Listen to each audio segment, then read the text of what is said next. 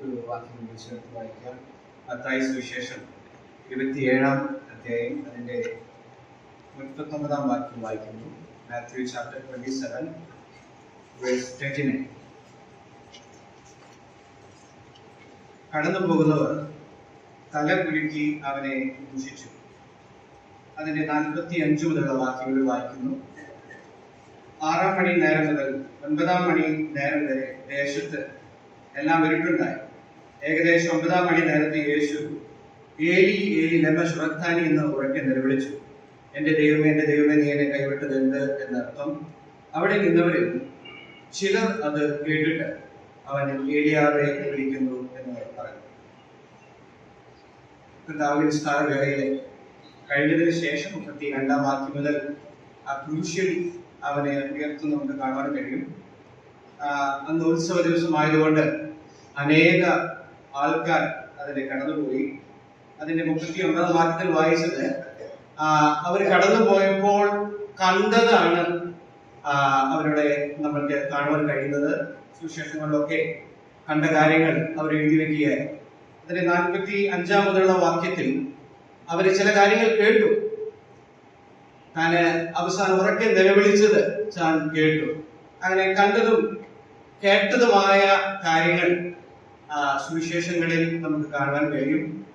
അനേകർ പല രീതിയിൽ അവനെ കണ്ടു, പല രീതിയിൽ അവനെ കേട്ടു. അവന്റെ പ്രിയമറ്റ ശിഷ്യന്മാരും ഒരളവോളം പല കാര്യങ്ങൾ ദൂരെ നിന്ന് കണ്ടു.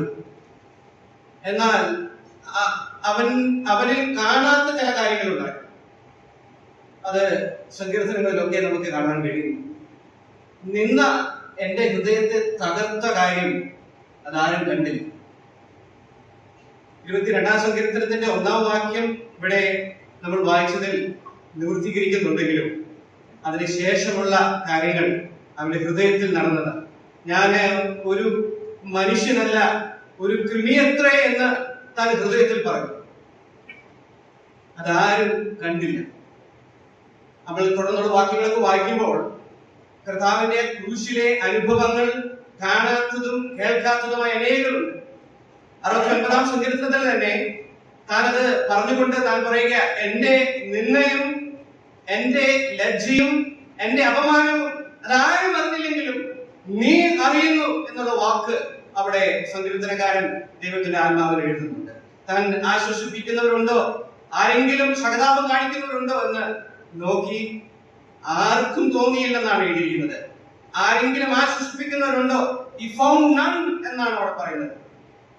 എന്നാൽ ഇന്ന് ദൈവത്തിന്റെ കൃപയാൽ നമുക്ക് ആരും കാണാതെ കേൾക്കാതെ ഇരുന്ന അനുഭവങ്ങൾ, കർത്താവിന്റെ അനുഭവങ്ങൾ എന്റെ പാപത്തിന്റെയും നമ്മുടെ പാപത്തിന്റെയും പകരമായിരുന്നു എന്നുള്ളത് അനുഭവിപ്പാൻ, മനസ്സിലാക്കുവാൻ, വിശ്വാസ കണ്ണുകൾ കൊണ്ട് അത് മനസ്സിലാക്കി അവനെ മഹത്വപ്പെടുത്തുവാൻ ദൈവം വലിയ കൃപ നൽകിയിരിക്കും.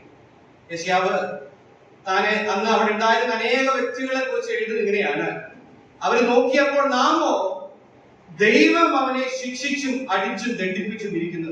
എന്നാൽ അവിടെ ഒരു വാക്കിനെയുണ്ട്, സാക്ഷാൽ. അത് ഇന്ന് നമുക്ക് ഏറ്റുപറയാൻ ദൈവം നമ്മെ സഹായിക്കട്ടെ. സാക്ഷാൽ അവൻ നമ്മുടെ പാപങ്ങളിലായിരുന്നു വഹിച്ചത്, അതാരും കണ്ടില്ല. No one has seen that. പക്ഷെ ഇന്ന് നമ്മൾ വിശ്വാസങ്ങളുടെ ഉയർത്തി കർത്താവേ, അന്ന് 2000 വർഷങ്ങൾക്ക് മുൻപ് അന്ന് ക്രൂശിൽ അന്ന് തന്റെ ഹൃദയത്തിൽ നിന്ന് വഹിച്ചത് അത് എന്റെ പാപത്തിന്റെ പകരമായിരുന്നു എന്ന് പറഞ്ഞുകൊണ്ട് ദൈവത്തെ നമുക്ക് മഹത്വപ്പെടുത്താം. അവന്റെ നാമത്തിന് തക്കതായ മഹത്വം ഇന്നും കരയേറ്റുവാൻ ദൈവം നമ്മെ സഹായിക്കും.